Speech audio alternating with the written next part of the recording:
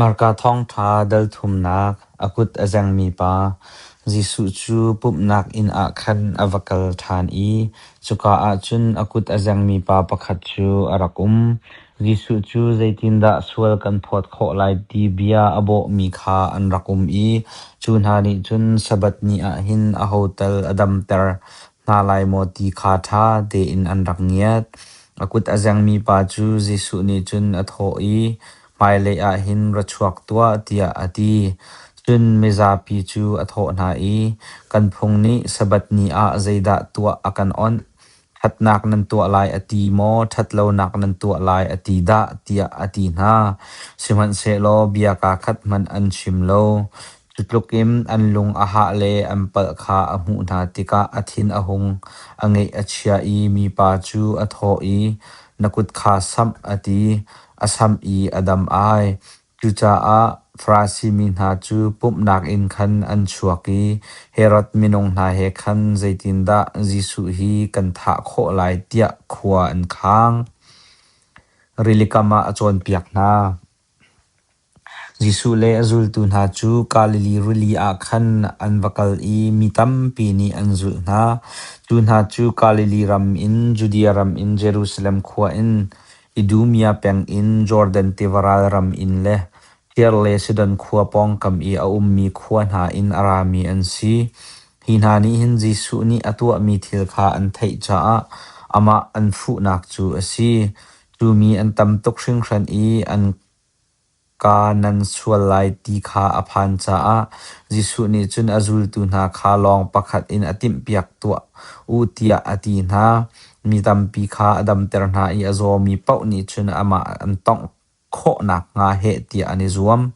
chun khuawang angai mi pau ni ama an hu dika khan amai a chun an tlu pathian fapa na si tia fak pi in an aw jisu ni tharau thalo na chu aho asi kha aho mat nan chim na lai lo tia fakte in ati na lamkal hlei ni athim na chun jisu chu tlang chunga akai i adu mi kha ako na asina khan an ra i hlei ni kha arak thim na i an ni chu lamkal tu tia min arak sak na atho na i kasin i oka kan thim na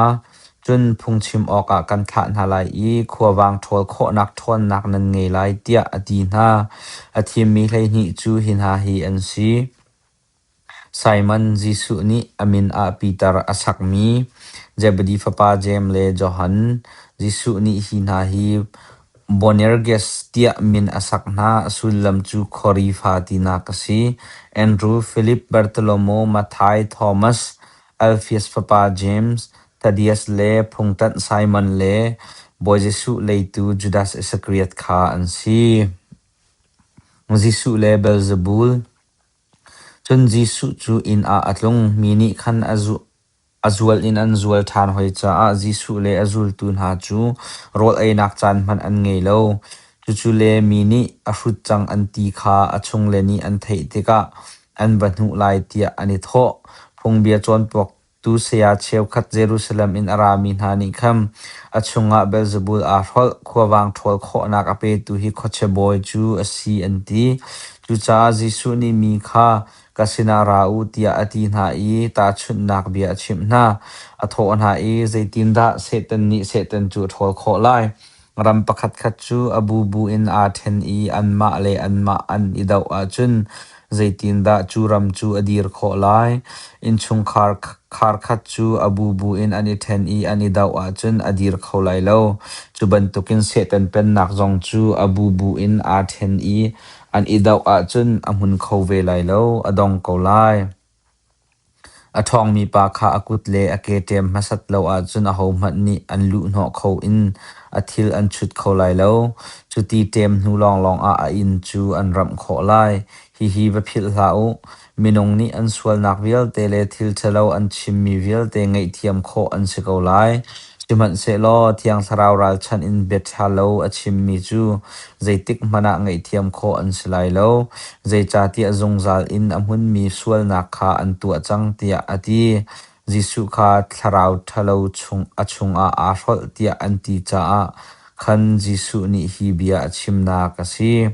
Jisu nu le a u naw na chun Jisu anu le anaw le kha an ra in lenga khan an dir I in chunga chun bia an bun cha Jisu chu mizapi ni khan an dum I nanu le nanaw le kha in lenga an I ton an indu tia an shim Jisu ni chun ale na I ahoda kanu chu asi ahoda kanaw le chu an si tia ati na apong I athu mi kha azau na I zau manu hi ka a hin kanu le kanaw le na chu an